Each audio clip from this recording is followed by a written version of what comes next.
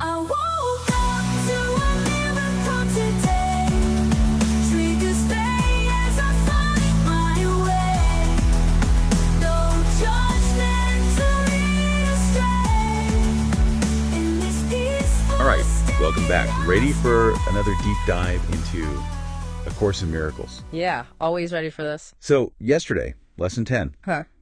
we were looking at how important it is to choose thoughts that bring us peace. Right, choosing those peaceful thoughts, yeah.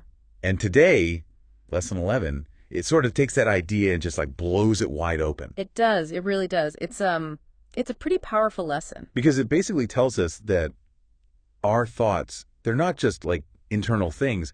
They actually shape the world that we see around us. That's exactly it. Like, how crazy is that? And that's actually a huge turning point in the course. It's where we start to realize that, we're not just reacting to the world, we're actually kind of creating it with our thoughts. Whoa.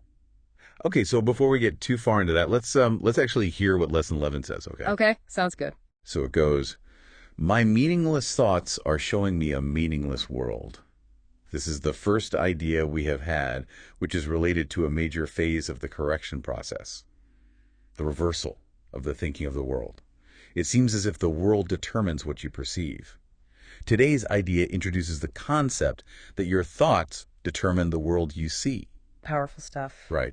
Yeah, so, when the course talks about the world, it's not talking about, like, the actual physical planet, right? It's talking about how we see things. Our own personal world, yeah. Exactly, yeah. Our perception of reality, it's about recognizing, all those filters we have, all the ways we interpret what we see and hear. Okay, I get that. But this whole idea that our thoughts determine the world we see, I mean, that's pretty mind-blowing. It is. So can you give me like a real-life example? How does that actually play out? Sure.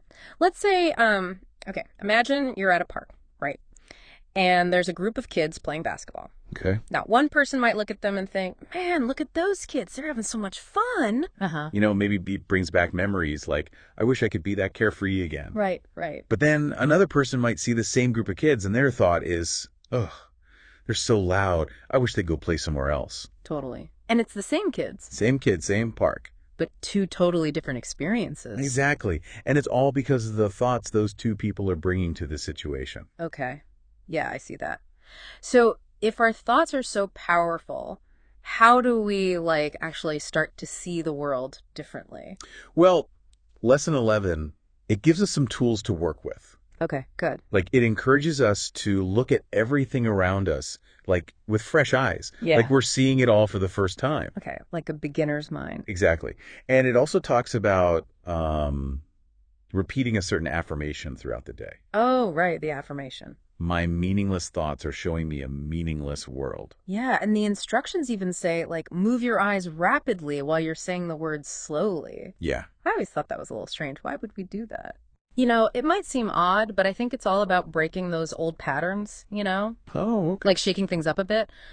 When we move our eyes quickly, we're taking in a wider view. Right. And that can help us, it helps us avoid getting stuck on little details that might trigger, those old meaningless thoughts. Okay, that makes sense. Yeah, it's about shifting our focus. Okay. But this whole concept of meaningless thoughts, that's a tough one for me.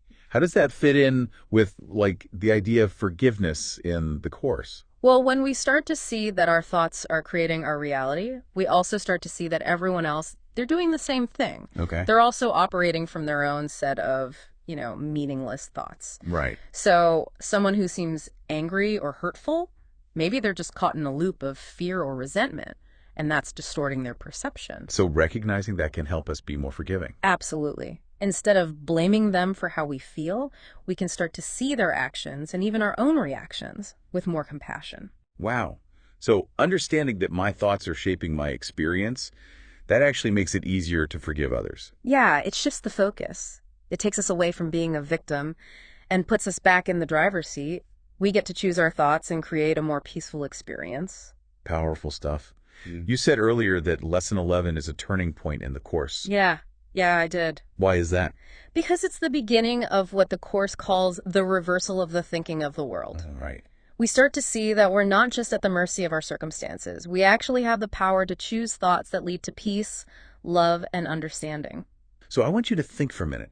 What's one thing in your world, maybe a situation or a relationship, that you'd like to shift? How could you change your thoughts about it to create a more positive experience? Yeah, think about that. Remember, even a small change in perception, that can have huge ripple effects. Absolutely, and that's something to really think about. We'll be back tomorrow to keep going on this journey. See you then for another deep dive into A Course in Miracles. I